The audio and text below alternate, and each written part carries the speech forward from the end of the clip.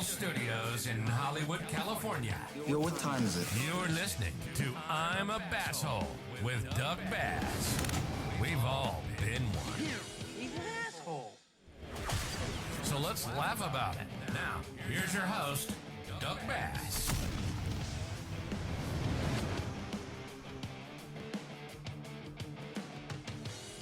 Hey everyone, what's going on? It's Doug Bass, your host of I'm a Basshole, the podcast. I am your head asshole. I am your asshole. No, I'm not really your asshole, but I am an asshole. If I was your asshole, that'd be an entirely different conversation that I don't think I'm quite frankly ready for. But I can be an asshole to you if you need that in your life. I'm a basshole. Not just an asshole. I'm a basshole. We got a great show for you guys today. Make sure you subscribe to the iTunes, Apple Podcasts, Spotify, wherever you get your podcast fix. Make sure you do that. The IG, Instagram is at Basshole Podcast or at Basshole Show. www.com. No, not .com. www.bassholeshow.com is where you can find out all the information on the podcast. Our live shows, which will be starting up at the Hollywood Improv on October 9th at 9 p.m. Tickets are on sale for that now. We're going to be having other shows as well, hopefully in the future. We got a great show for you guys today. My guest today is comedian Sally Mullins. Sally has been doing stand-up in L.A. and all over the place for over 20 years. She's not just a stand-up comedian. She's also a podcaster. She's a podcast host. She has a podcast called Hello Cougar that's been around for several years now. And she's also an adult film actress. Yes, that's right. You heard that. If you are driving around right now and you hit your brakes, well, be careful because Sally Mullins is like a triple threat. She's a stand-up comic, podcaster, and adult film actress. And she is true to herself. She is one of these people that I met years ago doing stand-up comedy at the Comedy Store. And I love her. She's super funny, and she's true and real, and that's hard to find in LA these days. I'll tell you that. But I'm super excited to jump in and interview her because I haven't seen her in a few years. It's been a while, and I don't know what we're going to talk about, but I'm sure it's going to be fascinating, and I'm sure she has an amazing asshole story that she's willing to share because she does not hold back in her comedy, and that's a great thing. And you guys should follow her and check her out and all that good stuff. But let's jump into the interview with comedian Sally Mullins. I feel like I haven't seen you in forever. You're a comedian. Obviously, I'm just gonna jump right in because like everyone already knows you in the comedy scene. If they're listening to this podcast and they don't know you, you've been doing stand up for over 20 years. Is that correct? Yeah, I mean they've probably seen me on and off, but I've been on the whole time. It's exhausting. Yeah. So you've been doing stand up in the LA scene for over 20 years. You perform at the Comedy Store all over the place.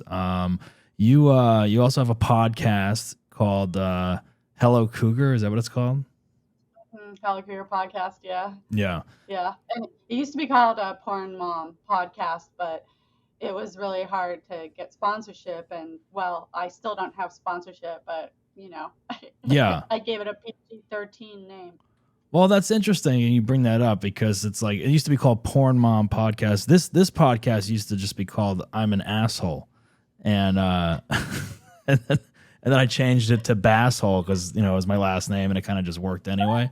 But yeah, I was having the same problem. People were like, "Well, we don't want to post this on our ad because it says asshole." And I'm like, all right, Yeah. all right, I guess. More censorship. I mean, my thing was like people really seem to like to say I'm on Porn Mom podcast. Like it was kind of like, naughty and fun for them. But I was worried about Instagram targeting it. Right. Now I still feel that it's like too much of the fact that I do adult video, I feel like it's very hard for me to get sponsorship. So I basically just have to talk about, it's like free advertising. I just talk about shit that works, and I'm like, congratulations, free advertising. Maybe I'll just make more money on OnlyFans for being a good person. There you go. Yeah, yeah. So yeah, then now that we do bring that up, I mean, you're a stand-up comedian, but you're also an adult actress and adult performing in the adult entertainment industry, and that's like a unique combo, I would think. Stand-up slash adult film actress. How did you start? What did you start first? Was it adult film acting or stand-up? Was it at the same time? It was very similar. First of all, I do just want to say that you look great Oh, and that I like both of the names of your podcast, but I like this one better because, right. your last name is naturally funny. So It I just was. want to say that. Thank you. Yeah, it Um, was kind of a no-brainer. yeah, well, sometimes those are the things we miss. It is. It's like Um, as simple as it is. It takes you like a beat to be like, wait, yeah, it should be called this. They're right. Thank you for pointing that out. Freaking perfect, and then you get away with it. Right. Um, I got into stand up slightly first. Definitely like 3 years before, I'd say, I got into any kind of adult adventures. Hmm. And I was having a great time in stand up, but it was sort of one of the ways to supplement my income, or to be able to do more stand up, put it Right. that way, and not have to work like a regular full-time job, was to get into the adult industry. So, yeah, I got into the adult industry when I was about 33, and I'd been doing stand up about 3 years, Hmm. 3 or 4 years. Yeah. That's great. I mean, yeah. I mean, it seems like, yeah, like any job when you're a stand-up that like makes it easier to go out at night and do these gigs and shows all night. Like, and if you only have to work, like, I mean, I don't know what the schedule would be like for an adult performer, but I'm guessing you're not working every day. I'm guessing it's like we've one, once every other Yeah. week. I don't know how it works, but yeah, you would think like it frees up a lot of time and you're able to make decent cash and pay your bills and whatnot and fulfill your your stand up schedule. And so why not? Yeah. Yeah. And then Yeah. you're able to you're one of the rare performers that, like, I don't know. I mean, like, a lot of people, like, I mean, porn is like now so mainstream now, especially with like OnlyFans and whatnot. It's like everyone is doing it, it seems like. And it's like, Mhm. you had the in before it was cool, almost. It's like, Well, I am on OnlyFans, but I didn't get onto it right. until it had been making good money for a couple of years. I mean, I was sort of like, oh, I'm just gonna do videos and I'm gonna make my money that way, and I'm gonna stay away from like all this tech. But Right. it's definitely the way to go. I mean, the industry has really It's really changed, changed. right? Essentially, anyone can do this now from their living room or whatever, and all they Yeah, need is an iPhone yeah, or webcam and some lights, and that's it, yeah. right? Yeah, I mean, anyone can be a porn star, anyone can be a comedian. I mean, there really are some things that not everyone can do because you need a license, and for that you need an education, and for that you need, money or opportunities. So, and an aptitude, for That's it. true. But yeah, definitely, I mean, anyone can do porn, but not everyone can make money at it. And Yeah, and I not was everyone is thinking, good at it, I'm guessing, because like to be but I, good, I definitely don't. I don't think I'm good at it. well, to be good Yeah. at it, you have to make money at it, and obviously, you've been living a comfortable life, doing that and comedy, so something's working. Something's working. I mean, many people would say like Jennifer Aniston isn't funny, but she seems to be making a living in comedy. Yeah, So, she's you know. doing quite well, I would say. Yeah, exactly. So you're also a big animal lover. You have, how many dogs do you have? Okay, so right now I have 4 dogs. 4. Yeah. And you had more than that, didn't you, at one point? I've had more. Yeah, I've had like up to 6 dogs, I'm pretty sure. I mean, I remember at one time having 13 animals, a 13. baker's dozen. Yeah, I have 11 now, dude. I have 11 dogs now. Jeez. And I mean, like 11 and cats. 11 pets. I'm sorry, 11 11 pets. pets. Seven Yeah. Well, cats. because like I work with animals. I only have 2, but You aren't in animal rescue though either. You just have these dogs, right? You're just caring for them. I'm very much an independent rescuer. Independent, We yeah. haven't seen each other in a minute, but in 2020, I got back into independent rescue. Oh, that's great. And you're in LA. You're in LA, but I'm in the freaking desert now. And part of the reason why is the animals. It's Yeah. like I have too many animals for LA. Yeah. So you lived outside of LA in the valley, right? And now you live like even further. I don't even know where you are right now. You're like an undisclosed location with a pink blanket behind you. Fucking Wipro, yeah, Wipro. No, Doug, I was always in LA. I was in the West Valley in LA County, Winnetka, California. Winnetka is part of LA, but I had to move. July 1st, I bought a house. I'm in the Mojave Desert. I'm 3 hours outside of LA. Wow. How are you liking living out there? I love it. Yeah. It's just far and it's weird. It's a really weird place. It's super affordable. I'm very far from LA. I try to only come into LA once a week because it's a lot. The drive is a lot. It's a lot, and it's a little dangerous to be on the road that much in the dark. Oh yeah. Like I live in a very rural area and you can't get like cell phone reception. I mean, it's a little like I don't want to push it with like, reality of statistics and everything. Right. But I do love living out here. I mean, I bought a house, so that it's got to be really freeing. I mean, I don't know how many years you lived in LA. I'm here almost 20 years in January now, and it's a lot. I mean, it definitely takes a toll on you after a while, and I would say it's probably very freeing just to live, in the desert out there, even though you're far from the city and everything. But you're, now with the internet and OnlyFans and like obviously there's Comedy Zoom, and I'm sure there's shows you're doing. You're probably in between here and Vegas, I'm assuming, right?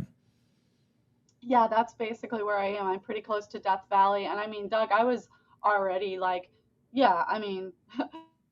I'm like, you can't have it both ways, but I was 45 minutes from LA, so I wasn't living in like Hollywood. I wasn't dealing with the parking and like just that feeling of everyone being on the street and on your ass. Yeah. I didn't have that feeling when I lived in LA County, but I had it for a little while because right before I moved, I was in a 3-month rental in North Hollywood in the Arts District, and that's very like up on your tits kind of vibe. Oh, totally. But it was cool. Yeah. Yeah, it was cool though. It was a great location. But yeah, like out here, I mean, it's really peaceful, and you don't really, I mean, if you don't want to wear your seatbelt, you don't have to. Like if you want to have a beer in your car, you can have that. No one's really stopping you and looking for that stuff out there, I'm guessing. No, they're not. They're not stopping you. They're not looking at you. I mean, if they are like the cops I've seen are like minding their own business, and really, I mean, I'm sure if they wanted to get on your ass for something, they could, but nobody's been messing with me in my Prius at all. Not even about politics. Yeah, well, well, there you go. That's great though. I mean, yeah, that's got to be great. I mean, now are there shows there that you're doing, like in local shows, or do you go? Hell no. You go to LA or another bigger city to do something? Yeah, I mean, I just go to LA once a week because it's really rural out here. There's one restaurant in Trona, California. There's one restaurant, and the town was hit by a huge earthquake in 2019. Oh wow! I mean, there's about 1,000 people in this area. Searles Valley is like the whole area. It's very. I mean, it's the cheapest place in California. Yeah. Like Zillow showed me on that, Right. And I was kind of like, my house was under $100,000. That's amazing for California, and you're able to have all these animals that you love so dearly that no one's gonna complain that you have 14 pets or whatever. Your nosy neighbors and shit. I mean 11, but it could be 14, and still nobody's gonna complain. And it's unincorporated. It's very unincorporated. That's area. That's awesome. No, that's nobody awesome. seems to have messed with me so far. I mean, if my animals were unruly and disturbing this quiet street, I could see that it would be drama. People would be like, trashy lady, you moved in. But I'm just like quiet podcast, OnlyFans solo porn lady, so nobody's knocking. But yeah, you're living in the middle of the desert. These animals are there to like protect you almost from the other wilderness that may be around you, and Yeah, like tweakers, yeah, yeah, that randomly just show up in the desert. Yeah, yeah. One guy did. One guy was Uh, he had kind of been to my house with my handyman to do some work, and then he thought it was okay to like knock on my door because he said the cops were looking for him, and like I flipped out on him. I was like, "Are you working on my property right now? Then get the fuck off. This is not cool." Like I had yeah. like a shovel and I was kind of freaking out, and I mean, who knows? Like maybe I should have just been chill. And if he would have said, "Hey, the cops are on my ass," I would have been like, all good. Just stay here for a second. Yeah, but you do have to be careful though, because is there a lot of crime up there, or is it just mainly just like people like that, like wandering around, like possibly on something or whatever?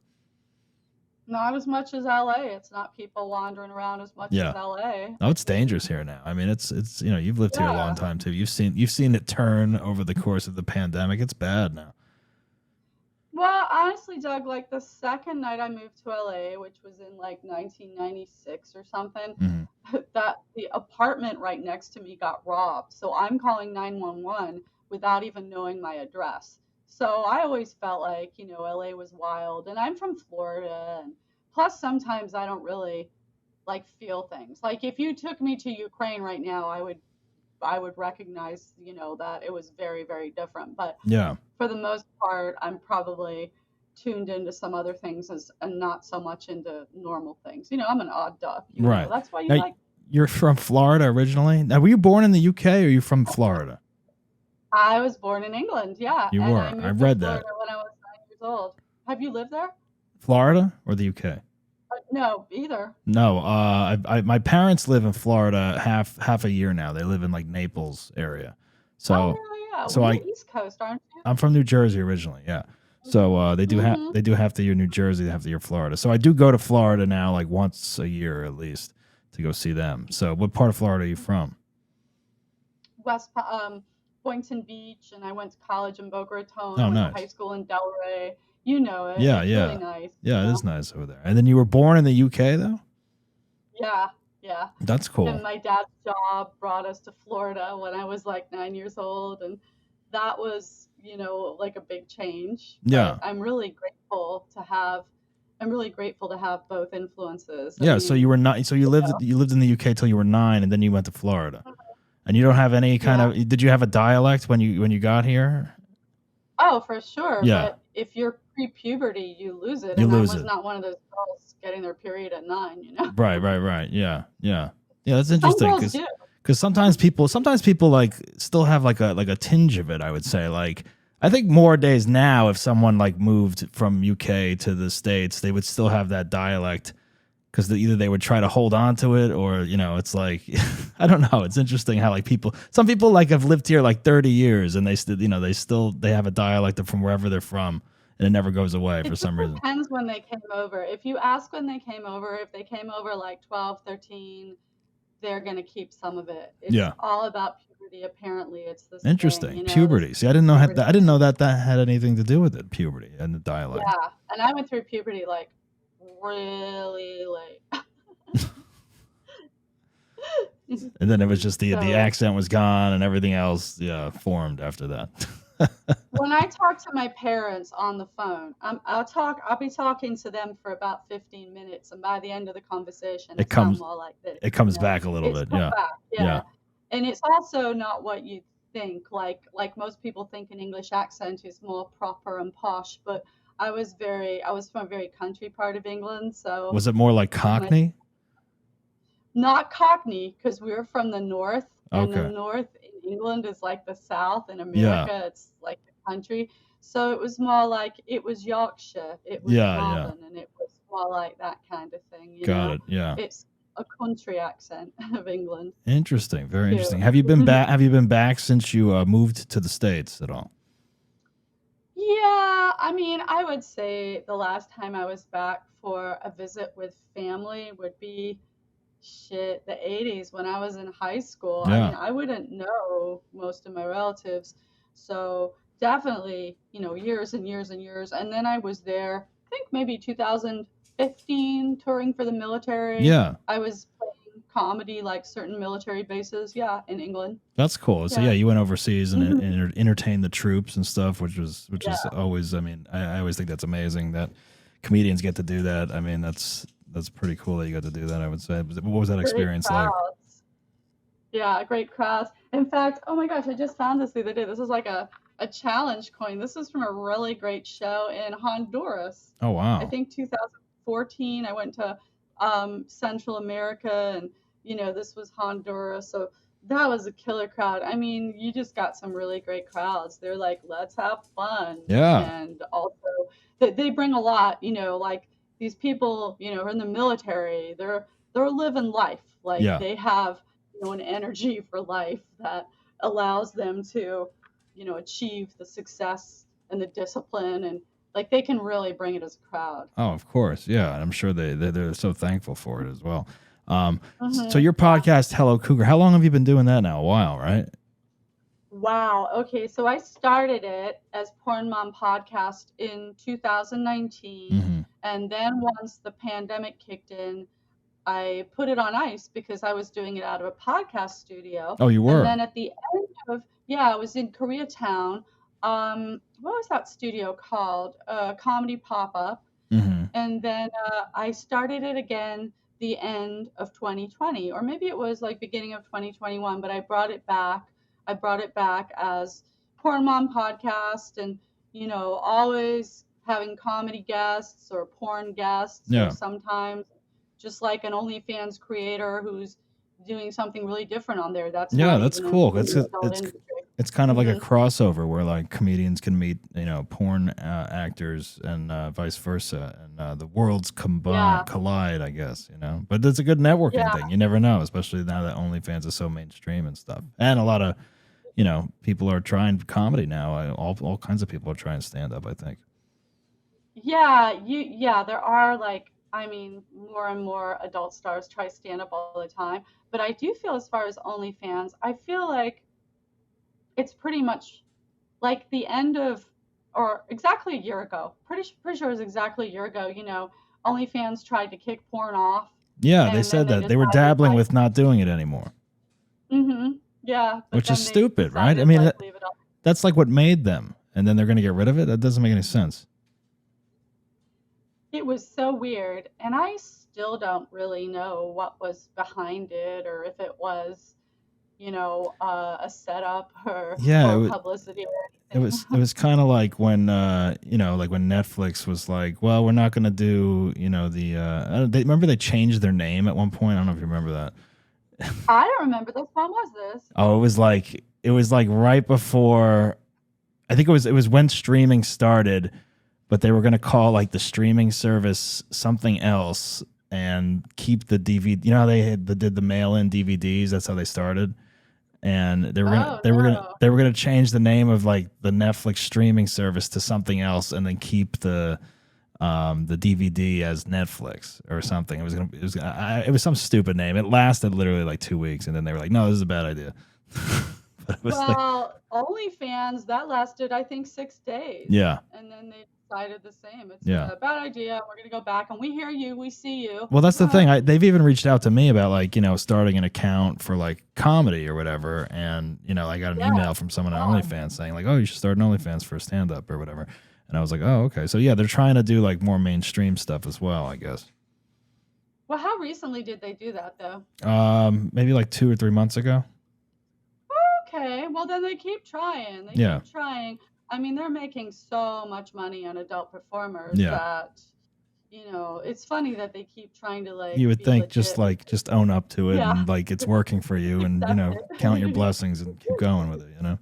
Add to it if you want, but keep what made you. So, Yeah. all right. Do you Well, this. remember that musical with the puppets or something? And they're like, they have that song called "The Internet is for Porn Now" or something. Oh yeah, yeah, yeah. How I feel like about OnlyFans. Like, Yeah. just accept it. Exactly. Everyone knows where to go now for that. It's like you want to see your neighbor that's possibly on there. She's probably on there. Just look for her name. Hey, how how about that as a pickup line? If you were an OnlyFans model, what would you call yourself? Yeah, exactly. Yeah, exactly. It's like two truths and a lie or something like that. Yeah. Well, all right. So this is the I'm a Basshole show. So people do come on here and they talk about a time in their life that they may have been an asshole. It can be an isolated incident. It could be a chunk of time in your life. Maybe you're one now and you're owning up to it. And you're proud of it. Anything along those lines, a little story, a little anecdote that you might want to share with the audience today. So many things, so many times. Okay, I wasn't aware that I was supposed to be the asshole, but no problem. You can if you're not comfortable, you can talk about sometimes someone was an asshole to you, anything along the theme. But yeah, a lot of people like try to say something that they did one time. Yeah. Oh, this was really lame. So I was crazy about this guy in college, and he had dated this woman who was they were both a little older than me. They were grad students. And he had dated this woman for a while. And then, he'd broken her heart and she'd gone away for the summer. She'd taken an acting job that took her away for the whole summer. And she'd met a dude and she was with that dude now. Like some people are like serial monogamists. I mean, right. That might have been how she was. But she definitely got her heart broken by this guy before, and I was crazy about this guy, so I became her friend just to feel closer to this guy and find out more about him and be on the receiving end of information about him and feel involved in his life. Mm-hmm. And gain access to him in some way because I was just so incredibly, insanely in love with him. It's an asshole move. So you ended up being with this guy? I ended up losing my virginity to him, and he gave me herpes, and I deserved it. Oh, all right. Well, there you go. Now that not that you expected to get that from doing this, but when that happened, were you kind of like, yeah, this is maybe karma or? No, I was like, fuck, I have herpes. Mm-hmm. Yeah, well, yeah, of course, but I mean, it's like at a young age. I don't think we knew about karma in the 80s. Probably not. I don't think that word existed. Yeah, I don't think she was around, but that was a long time ago, and like apparently I don't have herpes anymore according to my blood. So I'm here to tell people, like, no matter what they tell you, if you live long enough, you will age out of herpes. There's a cure for herpes. It's age. It's getting older. That kind of makes sense, though. Maybe. I mean, because I mean, look, isn't herpes like it literally? You have an outbreak, and then you kind of know it's coming, I guess. And like, there's all there's pills and creams and all that shit. But yeah, it's kind of like you may have it, but you may never have like an outbreak again or whatever. That's what happens to most people who get herpes. Like they get like one outbreak, and then it never comes back. But my situation was not like that.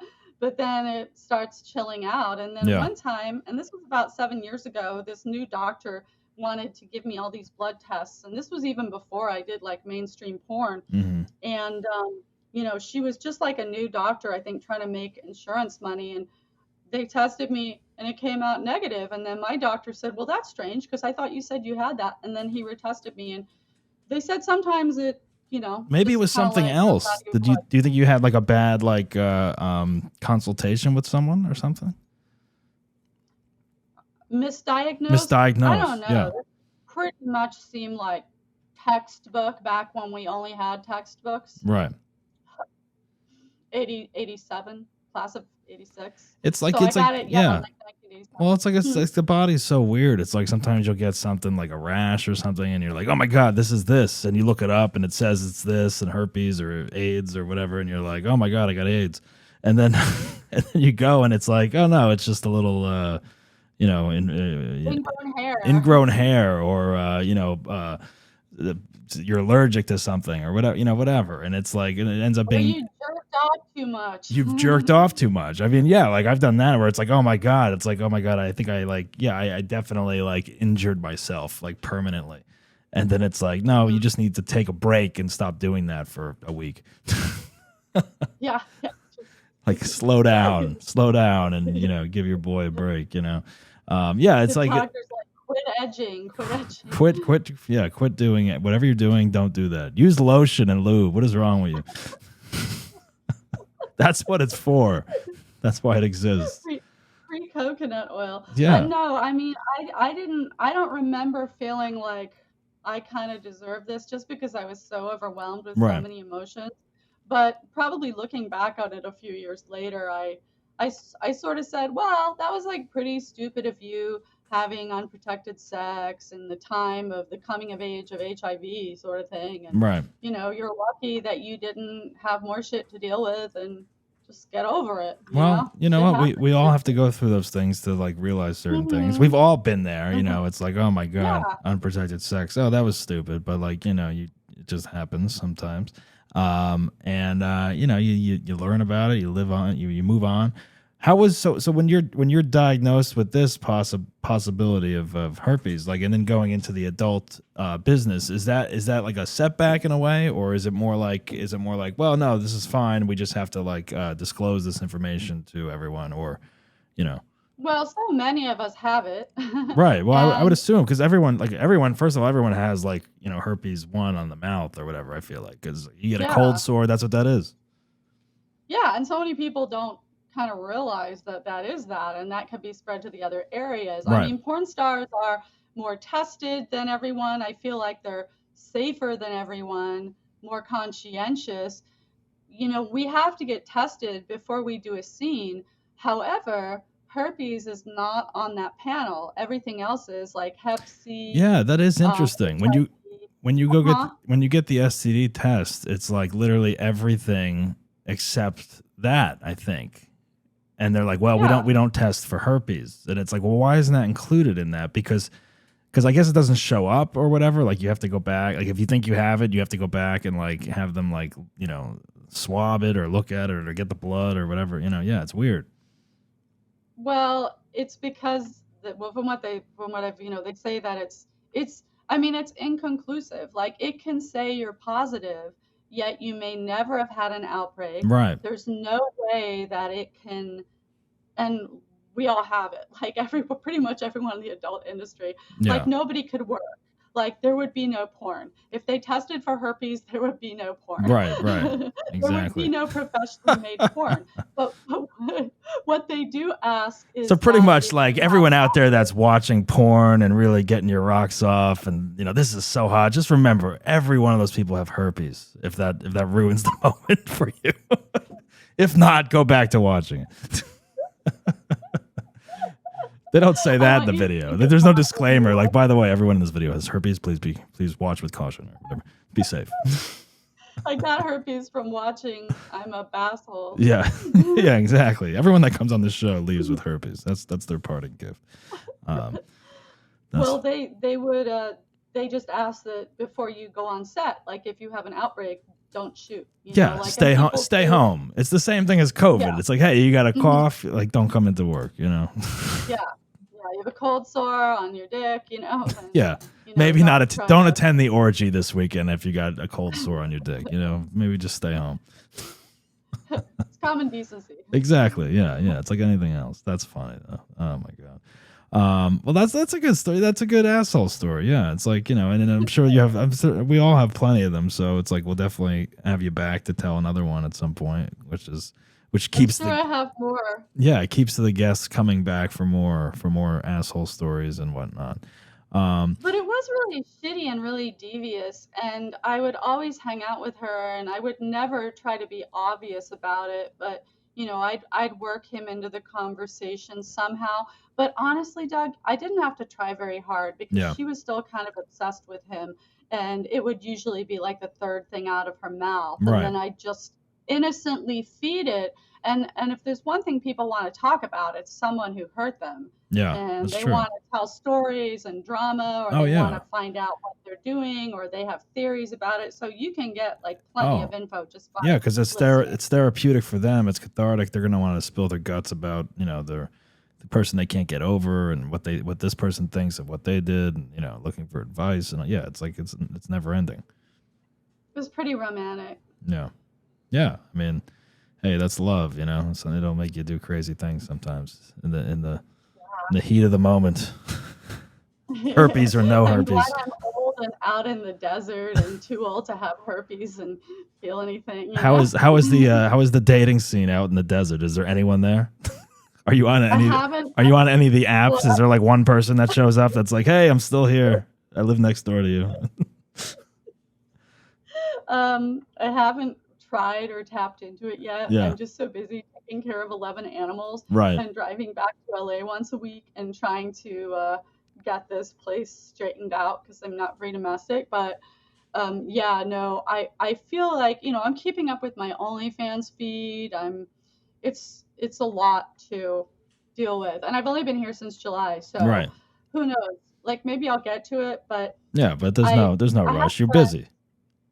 Yeah, I'm busy. I have friends. I'm friends with my handyman. And he's not a murderer, I'm friends he's with like my a party handyman. Yeah, that does sound like an OnlyFans video. It really does. This is my handyman, my friend. Come on in. But I tried to get him on OnlyFans. Oh, really? Because, Doug, like, the only way a guy can make money on there is you have to have a woman. You have to be willing. Well, you have to have a woman, but even then, you're chatting to gay guys. Like, straight Right. women aren't paying to see No. hot men's OnlyFans. Yeah, it's They're guys. Yeah, gay yeah. guys. Yeah. Right. But they have to put themselves out there, right? Like they can't be wearing a mask or something, right? Yeah. Like yeah. I would do it, but I'd be like I'd have a mask on, and I'd have this behind me with a mask on, so people would still know it was me probably. But I'd forget to take this down. I'd be like, oh shit. Yeah, but you really gotta put yourself out there as a guy, right? And just like go for it. Yeah.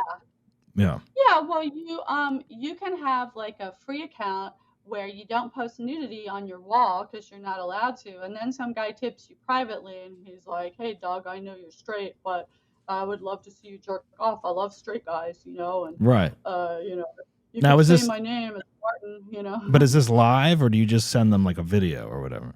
Send them a video. Yeah. But now they have it forever, And- right? Well, they don't, because OnlyFans is designed to only be available when you're a subscriber to OnlyFans. It's not downloadable. But there's nothing to stop them from taking their phone and Right. taking There's it off. ways for them to get it, I'm sure. Yeah. Oh, But yeah. so that's the thing. You're just putting yourself out there, and it's like if Yeah. you are a a high profile lawyer or doctor, you may not be wanting to do OnlyFans on the side. Not that you probably need You to. have to not give a fuck. Yeah. But I was thinking about this with comedy. Like you say, high profile lawyer or doctor. Yeah, don't do it unless it really turns you on. Right. But like comedy will suck the life out of whatever other gig you have. Like, I do porn and also comedy. Yeah. But your comedy is going to financially compromise whatever else you do. Oh yeah. Don't you find that? So like, you have always, be great with animals. You make money working with animals. And that is a job that can work within your comedy, but you're letting the comedy like come first. So say you owned a rehab. I could see you running a rehab. I would cast you as a guy running a rehab center. Oh. You have that vibe like you were in recovery a long time ago and it worked for you. Right. I could So see I could see myself like running one of those like promises or secrets or whatever the hell they're called up in Malibu, I would just mine would be called shh. That's it. It'd just be a big shush. I can see myself doing that, like, but it would be a total scam. It would be like, I've been in recovery, and obviously I haven't, but just taking money from people and helping them.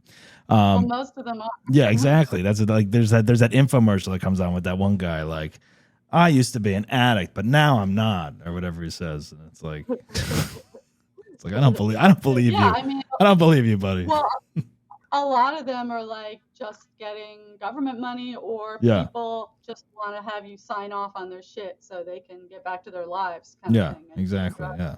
but you could be doing that, but if you also got into comedy, that would take a hit. Like Right. whatever way you were doing it, if you're running a scam or you're doing it legit, it's gonna take a hit. I think you need to, like, for you doing OnlyFans, you need to either already be in entertainment and not care, or like comedy. Yeah. Comedy is actually the perfect balance for that, I would say, because you're already out there as a comedian, spilling your life and talking about things that people probably are not comfortable talking about in normal life. So you already are out there being yourself. You're yourself. So if you are, if you do like porn and you want to like put yourself out there, then do it. But like, yeah, if you have any other job, like if you're a teacher or like a cop or whatever, it's like you really got to think about that, because like, not to say that you can give up one of them and go OnlyFans and do it 100%, probably make more money than a teacher, obviously. But, one of them is going to be compromised at some point. That's an amazing observation, like the vulnerability and the crossover with comedy and porn, because yeah, you're already talking about things that are, not normal for people to talk about, and you're enjoying that exposure on stage. I mean, you're packaging it in jokes, but like I always felt like a lot of the shit I said on stage was really, really shocking, and now I talk about doing porn, and there's an amazing rush in that vulnerability. Yeah. Standing on that stage and saying, I do like old lady porn and stuff like that, and they're like, holy shit, and then you get them to laugh too. Like that's that's amazing. It's an amazing feeling. Now, when you first started comedy, though, was there a time where like you did not talk about the porn in your act? Like, were you like keeping that separate for a while? Like you didn't want people to know about that? Yeah. How long did that last? How long did that last? A long time, also because I was going out for commercial auditions, and I was, I was hiding it. I was kind of hiding it, but my act was still like pretty dirty and weird, and everything. Because your act is you. Your act is you, and you want to represent yourself and your beliefs and who you are. So if it gets to a point where you end up like not lying, but maybe a little bit like not being entirely true of who you are, and this adult actress side of you is still there, and you have jokes about it, and you want to talk about it, and you're just like, I can't. Well, maybe I can. It just starts slowly creeping out, I would say.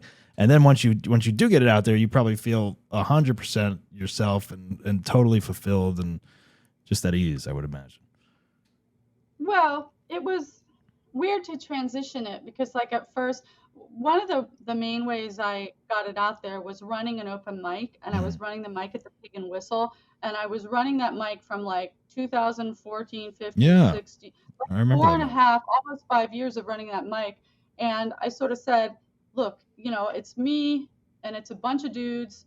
And I think from me running the mic, a lot more women started to come, but I said, it's my mic. I'm going to talk about my truth. I mean, and I broke in porn material in front of like horny, drunk, open mic dudes. Like it was a bar, But that's a great place to experiment with it. It's almost like I'm gonna talk about some things like in my comedy or like personal things or whatever, and like you may not want to do it at the comedy store or the Improv or whatever yet, or like a big show with a big crowd. But yeah, like a mic or these small stages where you can kind of work on it, see what people's reactions are, and then bring it to a larger audience. That's exactly what I did, dude. I broke it in there, and I wasn't going to go up.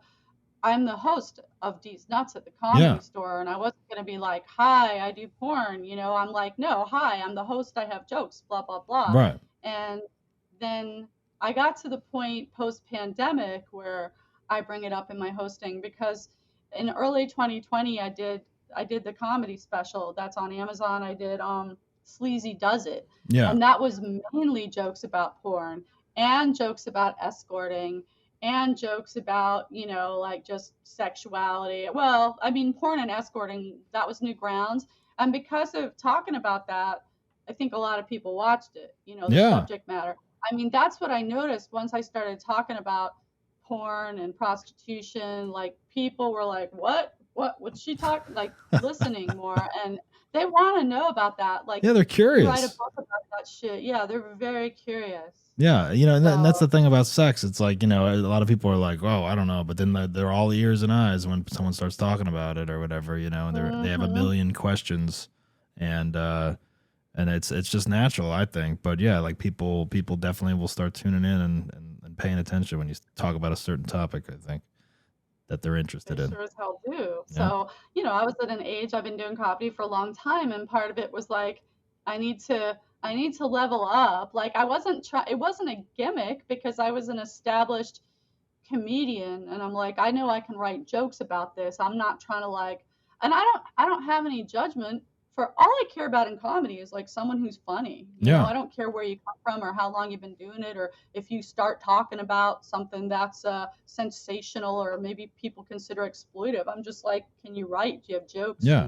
You got jokes, you got entertaining stories with jokes, peppered in there and, fully fleshed out and stuff like that. Like that's what it matters. And everyone's different. Everyone has different background, different stories, different interests. And that's what makes each performer, unique and their own. So that's always fun to, find new people and put them on shows and work with them and whatnot, I hope we get to work together again soon. I know. It's been forever. All right. Well, those were some great stories. We had some very interesting topics that came out of these stories in left field. I think we can go on forever. I'm a basshole. I'm a basshole. Yeah. Well, there is only one way to end this show is you say your name and that you say that you're a basshole. So go ahead. The floor is yours. My name is Sally Mullins, aka Jamie Foster, and I'm a basshole. There you go, folks. Sally Mullins, aka Jamie Foster. That's your adult performing name.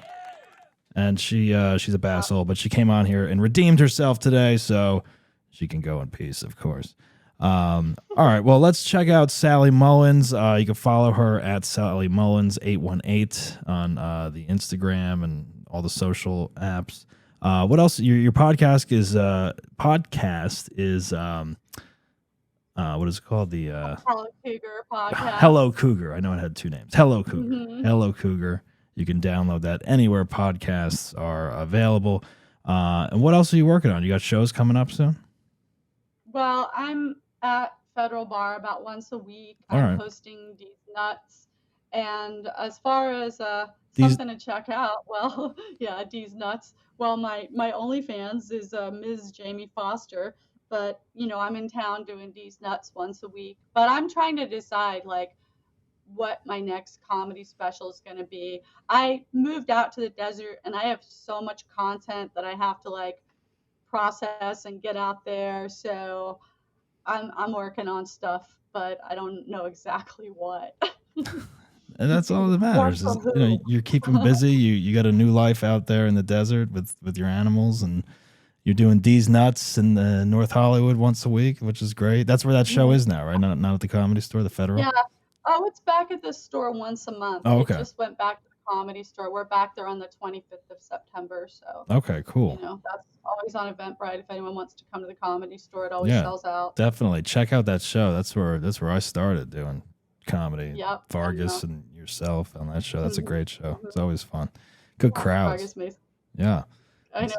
It's so fun to be back in the belly room. It's really great and it's packed. And I know. I need to go. I haven't been up there since pandemic. I'm pretty much at the Improv a lot now, but I do have to stop. Good. I have to stop in at the store at some point. Well, you'll have to come on my podcast and talk about what's going on with you at the Improv. I want to know, and your performances. That for would be sure. Cool. You have always been funny, and I love your whole vibe and your delivery on stage and your stories about dog walking and everything. They're great.